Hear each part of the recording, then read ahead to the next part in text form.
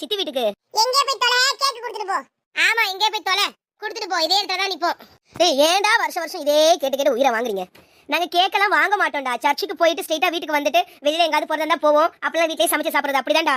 என்னடா சொல்ற? கிறிஸ்மஸ்னாலே கேக் தானடா. ஆனா எங்க வீட்ல இல்லடா, நாங்க சாப்பாடு தான செய்வோம். சரிடா, நீங்க பேசிட்டு இருக்கடா, டைம் ஆகுது.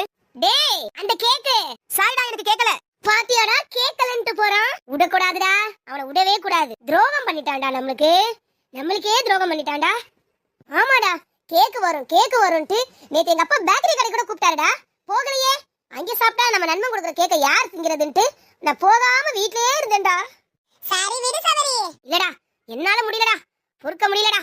அடுத்த வாரம் பொங்கல் வருது. நீ என்ன பண்ண போற? நான் பார்க்க தானே போறேன். என்னடா இப்படி சொல்லிட்டு போறான்?